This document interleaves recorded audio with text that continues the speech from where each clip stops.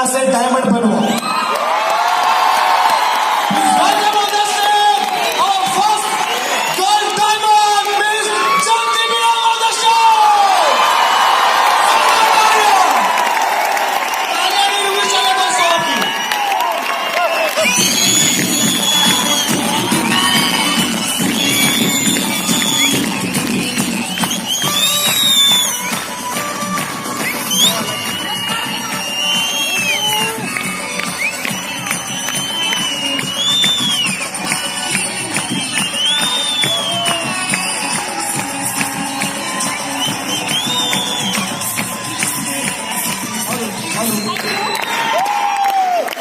नमस्कार योद्धाओं,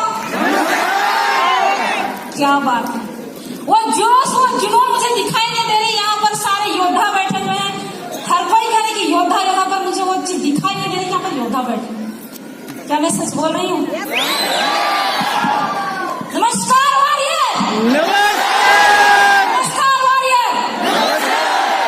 नाम हुआ जयंती किलो। तहे दिल से मैं आप लोगों का हार्दिक अभिनंदन, हार्दिक स्वागत करती हूँ स्टार कटोरा स्टेडियम में। एक बार जोरदार तालियां अपने लिए।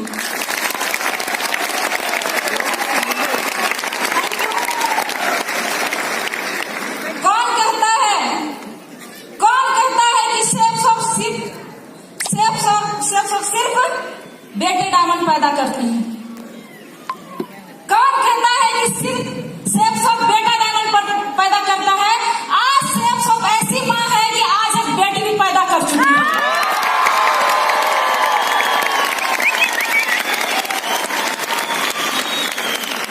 कहते हैं एक नारी सब। तो थैंक यू। सबसे पहले मैं अपने महागुरुओं का नमन करना चाहती हूँ दिल से, जिनकी बदौलत आज मैं यहाँ पर हूँ। आज Rohit sir, Bhushan sir, Sarwan sir, Azad sir, इन महान भगवानों का मैं तहे दिल से नमन करना चाहती हूँ।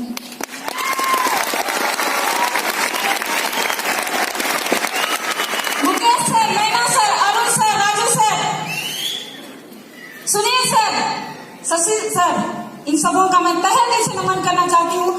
और एक ऐसा शख्स, my God father, my great upline, my big boss, my big brother, उनका मैं तहे दिल से नमन करना चाहती हूँ, जिनकी बदौलत आज जयंती का जन्म सेफ शॉप में डायमंड बन के हुआ। अभी तो मैं नाम भी नहीं बताई हूँ, अभी तक तो मैं नाम भी नहीं बताई। मैं बिग बॉस, मैं बिग ब्रदर, मैं ग्रेट अपलाइन, मैं गॉड फादर का क्या नाम जानना चाहेंगे? मैं इतना यस में नहीं बताऊंगी, क्योंकि एक डायमंड, एक बेटी डायमंड पैदा की है उन्होंने। मैं इतना आसानी से नहीं बताऊंगी। क्या जानना चाहेंगे? मेरे महागुरु डॉक्टर संजय सर।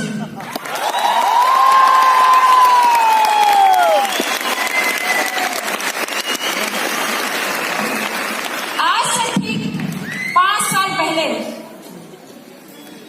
मैं भी आप लोगों की तरह, आज से ठीक 5 साल पहले मैं भी आप लोगों की तरह पढ़ाई लिखाई की, हिंदी ऑनर्स लेके पोस्ट ग्रेजुएट की और बहुत बड़े बड़े सपना देखा कर रही थी। ये करूंगी, वो करूंगी, ऐसे बनूंगी, वैसे बनूंगी, पता नहीं न जाने कितने बड़े बड़े सपने थे। पर क्या लगता है सिर्फ सपने देखने से पूरे हो जाते हैं? नहीं होते मेरे दोस्त। सपने पूरे करने के लिए कुछ करना पड़ता है। और मैं एक +2 स्कूल में अप्लाई की और मुझे टीचिंग करने का मौका मिला, पर वहां से मात्र 7,000 रुपये मिल रहे थे। और उस 7,000 रुपया जो चंद मुट्ठी भर पैसे से क्या सपने खरीद सकते हैं? नो मैडम, हम सपने नहीं खरीद सकते। और उसी वक्त मेरे जो जहां मैं रहती हूँ वहां पर जिला परिषद का चुनाव भी हुआ। वहां भी मैं खड़ी हुई कि मैं कुछ यहाँ से कुछ करूंगी तो अपने एरिया को डेवलप करूंगी। बहुत सारे लोग कहते समाज सेवा, कोई क्या सेवा, तो मुझे भी वो चीज मेरे दिमाग में चला था। मैं जिला परिषद में खड़ा हुई और खड़ा होने के बाद मैं हार गई, क्योंकि मेरे जैसे लड़कियों के लिए, मेरे जैसे ना बोलने वाले, कम बोलने वाले, चुपचाप गुमसुम रहने वालों के लिए वो जगह नहीं था। और मैं अपने बाप का 2 से 2.5 लाख रुपया फिर से खर्च कर चुकी थी। बहुत बुरा लग रहा था मुझे, बहुत बुरा लग रहा था कि काश मैं बेटा होती तो मैं अपने बाप का सहारा बनती। और मैं मन ही मन भगवान से कुछ बोल रही थी कि हे भगवान, मुझे जितना जल्द इस दुनिया से उठा लो, मुझे नहीं जीना, मुझे नहीं जीना इस दुनिया में, मुझे ले जा। पर उसी वक्त शायद ऊपर वाले को कुछ और ही मंजूर था, और उन्होंने मेरी जिंदगी में ये शेफ शो को एक शख्स के माध्यम से मेरे पास भेजा। वो मेरे ही गांव के प्रोफेसर थे, और उन्होंने मेरे महागुरु डॉक्टर संजय सर और मुकेश सर को लेके आए, और मुझे बिजनेस प्लान देखने का मौका मिला। जब मैं बिजनेस प्लान देख रही थी, मुझे कुछ समझ में नहीं आ रहा था। यस सर बस बोलते जा रही थी। उसके बाद जब लास्ट हुआ, सर बोले करना चाहिए नहीं करना चाहिए, मैं बोली कि सर करना चाहिए। और जब मैं हाँ करने के बाद इसमें करना क्या पड़ता है, उस समय 24,600 लग रहे थे 3 आईडी की। मुझे आईडी कुछ नहीं पता। मैं बोली कि सर कितना लगता है, 24,600। मैं बोली कि यस सर करना है। और मुझे ये नहीं पता था कि ज्वाइन करने के बाद करना क्या पड़ता है। पर उस वक्त मुझे 3 बातें याद आई थी, और 3 बातें मुझे समझ में आई थी। क्या जानना चाहेंगे? वो 3 बातें थी कि इस बिजनेस को करने के बाद 24,600 लगा, सप्ताह पैसा मिलेगा, हर सप्ताह पैसा मिलेगा। पता नहीं इसमें काम करना पड़ेगा या नहीं, मुझे नहीं पता था। और दूसरी बात समझ में आई कि मेरे रहने न रहने के बाद भी आज मैं इस काम को करके जाती हूँ तो मेरे मम्मी पापा को ये पैसा मिलेगा, ये मुझे समझ में आया। और तीसरा फायदा जो समझ में आया था कि देश विदेश घूमने का मौका, क्योंकि यहाँ पर हर 3 महीने में सिर्फ में टारगेट निकलता, और उस टारगेट को अगर क्वालिफाई करोगी, मेरे महागुरु बतलाया था संजय सर की, इस टारगेट को क्वालिफाई करोगी तो तुम बाय प्लेन यात्रा कर सकती हो, देश विदेश तुम घूम सकती हो। ये बात मेरे दिमाग में आया था और मैंने हाँ की थी।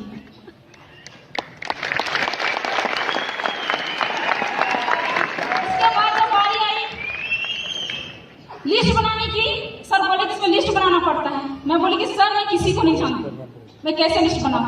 सर बोले कि तुम पोस्ट ग्रेजुएट की हो, किसी को कैसे नहीं जानती? सर मुझे नहीं पता, मैं किसी को नहीं जानती, क्योंकि मेरे यार दोस्त बहुत कोई नहीं थे जिसका नंबर मैं रखती, मैं नहीं जानती हूँ। पर सर बोले कि तुझे लिस्ट बनाना पड़ेगा, लिस्ट बनाओगी तब तू हर सपने को पूरा कर सकती हो। और एक शब्द बोले थे कि तुम्हारा सपना क्या है, तुम किनकी तरह बनना चाहती हो? मैं बोली कि सर मैं कल्पना चावला की तरह बनना चाहती हूँ। मुझे सर बोले, संजय सर बोले कि बन जाओगी तुम कल्पना चावला, जो तेरे से 10-20 का लिस्ट नहीं बन रहा है। मैं सोचने लगी सर किसका लिस्ट बनाओ? सर बोले कि तू जिसका नाम जानती है ना, घर परिवार सबका लिस्ट बना डालो। मैं लिस्ट बनाना शुरू की अपने परिवार का, मम्मी पापा, बड़े पापा, भाई बहन, सारे लोगों का।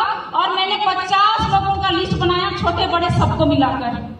और दूसरे दिन जब लिस्ट का चेकिंग हुआ तो बोले कि, मैं बोली, सर बोले कि चलो मिलवाओ। मैं बोली कि नहीं सर ये लोग बिजनेस नहीं करेंगे, मुझे पता है बिजनेस नहीं करेंगे। पर सर बोले कि तू सेमिनार तो लेके आ, मिलवा तो सही। और एक शब्द बोले थे संजय सर की, तू अपने मम्मी पापा से मिलवा।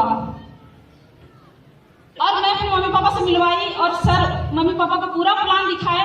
और मम्मी पापा देखने के बाद प्लान को बोले कि हाँ तू इस बिजनेस को कर सकती हो, तुझे करने का। मैं पापा बोले कि तू कर सकती हो। और जब मैं फील्ड जाने लगी, जब निकलने लगी, संजय सर चीज बोले थे कि तुझे त्याग करना पड़ेगा। मैं बोली कि सर किस चीज का त्याग करना पड़ेगा? भूख सहना पड़ेगा, दुख सहना पड़ेगा, और तुझे 4 से 5 साल शादी नहीं करना पड़ेगा।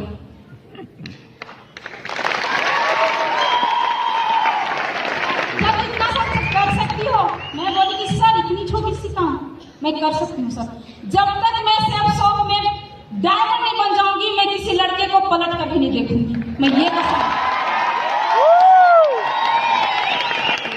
और बिजनेस शुरू की, क्योंकि एक लड़कियां जो होती है उसको बहुत सोच समझकर घर का जो चौखट होता है उसे कदम बढ़ाना पड़ता है, क्योंकि बेटियां बाप की इज्जत होती है, पगड़ी होती है। जब मैं फील्ड जाने लगी बहुत सारे ताने बाने सुनने को मिला, मेरे परिवार वालों को सुनने को मिला कि आज तक इतना अच्छा इज्जत जो बना के अपना बाप जो रखे हैं उसको उसकी बेटी इज्जत का धज्जिया उड़ाने चली है। बहुत सारे लोग बोलने लगते थे, मैं घबरा जाती थी, घर आती थी, सर को कॉल करती थी कि सर अब मुझसे बिजनेस नहीं होगा। लोग मेरे पापा के बारे में उल्टा सीधा कर रहे हैं, मेरे बारे में उल्टा सीधा कर, मेरे फैमिली को गालियां दे रहे, सर मुझसे नहीं हो पाएगा।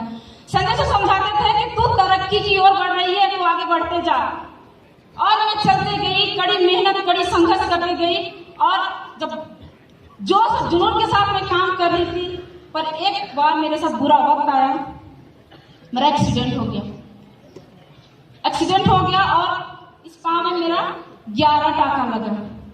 3 महीना मैं बेड रेस्ट की, 3 महीना मैं बेड रेस्ट की। जब जिस दिन एक्सीडेंट हुआ उसका दूसरा दिन ही ट्रेनिंग था, 400 से 500 लोगों की ट्रेनिंग हो रही थी। संजय सर का कॉल आया कि जयंती तुम्हें इस ट्रेनिंग में अटेंड करना है। मैं बोली कि सर मेरे पाँव में 11 टाका लगा है, मैं नहीं जा सकती। सर बोले तुझे आना पड़ेगा। मैं मन ही मन गालियां दे रही थी सर को, ये लोग कसाई हैं, ये लोग कसाई है, जो कि इतना बुरा वक्त में भी मुझे ट्रेनिंग के लिए बुला रहे हैं। और मैं क्या कि बारिश हो रही थी और पाँव में मैं प्लास्टिक बांधी, स्कूटी में एक डाउनलाइन को बुलाई, बैठी, और जब गई हॉल में, ट्रेनिंग हॉल में घुस रही थी, सर भी देख के रो रहे थे, सारे लोग रो रहे थे। और मुझे जब स्टेज में बुलाया गया, मुझे माला पहनाया गया, क्योंकि मेरा खड़ा होने का औकात नहीं था, किसी के सहारे में खड़ी थी और मैं भी रो रही थी। पर उस दिन का जो ट्रेनिंग था, शायद आज उसको मिस करती तो मैं आज डायमंड नहीं बनती। क्योंकि यहाँ पर सेफ शॉप में लड़का और लड़की को बराबर का दर्जा दिया जाता है। यहाँ पर ये लेडीज है, इसको कम पैसा मिलेगा ये नहीं बोला जाता, ये जेंट्स इसको ज्यादा पैसा मिलेगा ये नहीं बोला जाता। यहाँ पर लेडीज हो या जेंट्स हो, दोनों को बराबर पैसा मिलता है, दोनों का बराबर का हक मिलता है, तो काम भी बराबर का ही करना पड़ेगा।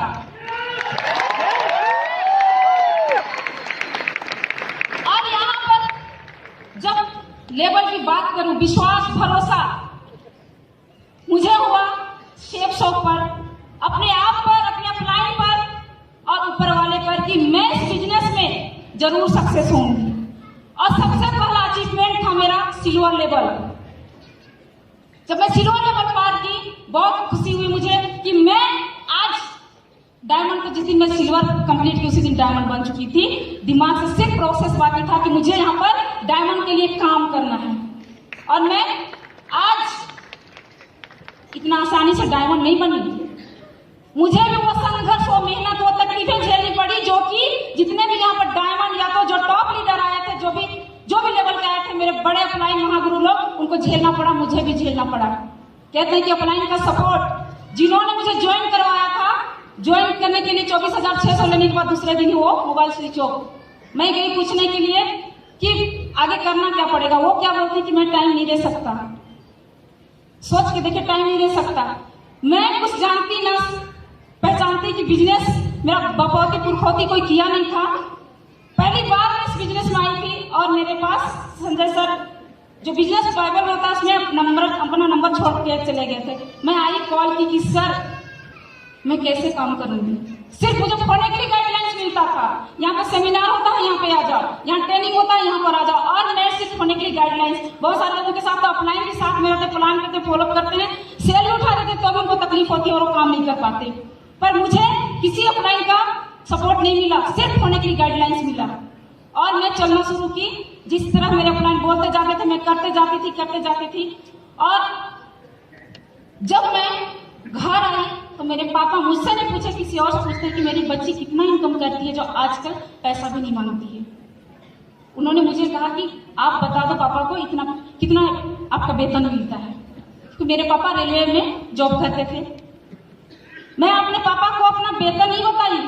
मैंने क्या कहा कि पापा मेरा पासबुक अप टू डेट करवा दीजिए, मुझे टाइम नहीं मिलता क्योंकि मैं सुबह फील्ड जाती हूँ, शाम 6 बजे घर लौटती हूँ, उतना तक बैंक बंद हो जाती है। आप जब जाओगे बैंक तो मेरा पासबुक अपडेट करा देना। जब पापा अपडेट कराने के लिए गए तो उस अकाउंट में, मेरा अकाउंट में कितना था जानना चाहेंगे? Yes madam. 14,700,000 कुछ रुपये थे। और ऐसा नहीं कि मैंने जब से सेफ ज्वाइन किया तो पैसा का खर्च नहीं किया। मैं अंधाधुंध पैसा खर्चा करती थी, क्योंकि मैं अकाउंट खाली करती थी और कितना पैसा आ रहा मुझे नहीं पता, क्योंकि मैं धुन की पक्की थी, मुझे काम करना है। और मैं जितना पैसा निकालती थी, इतना पैसा निकालती थी, अकाउंट खाली ही नहीं होता था।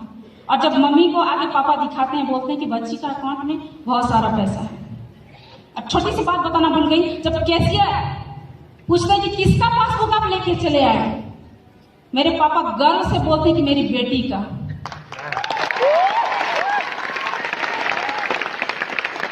और कैशियर पूछते हैं कि आपकी बेटी करती क्या है, मेरे पापा बोलते मेरी बेटी बिजनेस करती है। कौन सा बिजनेस करती है? मेरे पापा बोले कि सेफ सब बिजनेस करती है।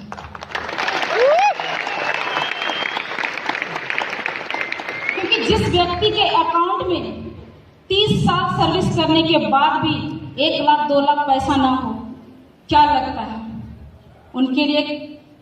शायद मैं नहीं कहती कि मजाक होगा, क्योंकि 30 साल कमाने के बाद भी अकाउंट में उतना पैसा जमा नहीं कर पाया था। और मैं 30 साल और 3 साल भारी पड़ गया। मैं बोली कि पापा अब मुझे घर बनाना है। पापा बोले घर बनेगा। और मैंने घर बनाना शुरू कर दिया, अपने सपनों का घर, बहुत सुंदर घर बनाना शुरू कर दी। घर बनाने लगी और हमारे मोहल्ले में पानी के लिए बहुत तकलीफ होती थी। हम लोग लाइन बाय लाइन खड़े हो जाते थे पानी के लिए। मैं बचपन से सोचा करती थी कि मैं ऐसा काम करूंगी, ऐसा कुछ कमाऊंगी कि मैं सारे मोहल्ले वालों को पानी का व्यवस्था करवाऊंगी। और मैंने कुआं खुदवाई और आज सारे मोहल्ले के लोग उस कुआं से पानी पीते हैं। और कहते हैं अच्छा वक्त है तो बुरा वक्त भी आता है। मेरी लाइफ में भी एक सबसे भयानक और सबसे बुरा वक्त आया। आज भी मैं याद करती हूँ उस बुरे वक्त का। सबके साथ आएंगे और आए भी होंगे। जब मेरे पापा बहुत ज्यादा उनका तबीयत खराब हो गया और उन्हें हॉस्पिटल लेना पड़ा, क्योंकि हम लोग सिर्फ 3 बहनें हैं, भाई नहीं है मेरा। बड़ी की शादी हो चुकी है, छोटी के साथ दोनों ले गए हॉस्पिटल ले जाने के बाद डॉक्टर ने कहा कि बहुत कम उम्मीद है, भरोसा नहीं किया जा सकता है कि जिंदा रहेंगे। मेरी छोटी सिस्टर रोने लगी और मुझे भी, क्योंकि सबसे ज्यादा प्यार मैं अपने पापा से करती थी। मेरी दुनिया थी वो। डॉक्टर ने कहा कि ये नहीं बच सकते। मैं कही कि ऐसा कैसे हो सकता है, क्योंकि मैं अपने पापा को ये प्रॉमिस की हूँ कि पापा मैं डायमंड बनूंगी तो आपको बाय प्लेन मेरा प्रमोशन देखने के लिए टारका टोरेंटो स्टेडियम लेके आऊंगी।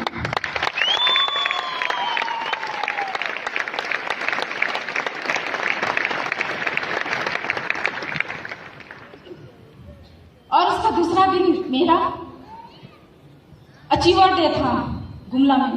सर को कॉल की कि सर पापा सीरियस हैं, मैं कुछ नहीं कर सकती हूँ। सर बोले कि तू टेंशन मत ले, मैं इधर संभाल लूंगा, तू अपना काम कर। और शायद ऊपर वाले को कुछ और ही मंजूर था और पापा दूसरे दिन तक 24 घंटे के बाद उनको होश आया और होश आने के बाद बोलते हैं कि बेटा तुम्हारा ट्रेनिंग कैसा रहा। मैं बोली कि पापा ट्रेनिंग बहुत अच्छा रहा, सर लोग आए हुए थे, उन लोग को करवा दिए। और 8 दिन के बाद मैं हॉस्पिटल से डिस्चार्ज करवाई, ठीक हो गया पूरी तरह। डॉक्टर बोले कि तू ले जा सकती है। और पापा को इतना याद था, मुझे याद नहीं हुआ था, पर पापा को याद था कि किस दिन तेरा ट्रेनिंग है, किस दिन क्या, क्योंकि मैं सारा रिपोर्टिंग अपने फैमिली को देती थी, मम्मी और पापा को। मुझे गोवा जाना था टूर के लिए। पापा बोले कि तू गोवा नहीं जा रही है। मैं बोली कि पापा आपका तबीयत इतना खराब है, मैं कैसे गोवा जाऊंगी, मैं तो ठीक हो गया हूँ, अब तो गोवा जा सकती हूँ, क्योंकि तुम्हारा ट्रेनिंग नहीं छूटना चाहिए। और उस समय जो कैश वाला जो प्रॉब्लम चल रहा था सबके साथ में, पैसा का सबके साथ प्रॉब्लम हो रहा था। और मैं सारा पैसा पापा के इलाज में डाल चुकी थी और गोवा जाने के लिए भी मेरे पास पैसा नहीं थे। पापा बोले कि व्यवस्था हो जाएगा, तू जाओ गोवा। और मेरे लिए 20,000 कैश का व्यवस्था किए और मैं गोवा चली गई। गोवा जाने के बाद मैं इतना एंजॉय, इतना खुशियां मनाई कि मैं अपने पापा को मौत के मुंह से खींच के निकाल के लाई। और ये ताकत है तो सिर्फ सेफ सोप का।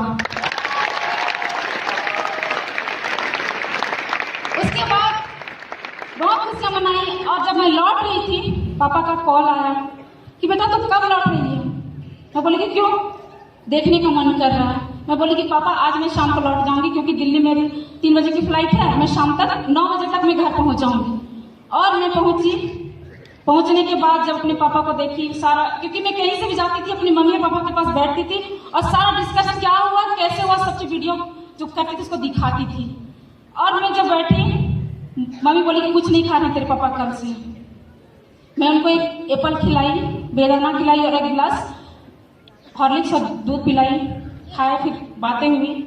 उसके बाद जब सुबह हुई 11 बज रहे थे, 11 बज रहे थे उस समय पापा बोले कि मुझे 1 चम्मच पानी पिलाओ बेटा। मैं पानी पिलाई और बाहर गई। मम्मी को बोले कि अब मैं जा रहा हूँ, बच्चियों का ख्याल रखना। क्योंकि बहुत सारे लोग बोलते हैं कि चैन से हम जी नहीं सकते, लेकिन मेरे पापा एक चीज बोले कि मैं चैन से मर सकता हूँ क्योंकि मेरी बच्चियों का जिंदगी अब सेफ हो चुका है, इसको कोई नहीं हिला सकता। ये लोग किसी का सहारे के मुहताज नहीं, ये लोग किसी का सहारा बनेंगे। और वो डेथ कर गए।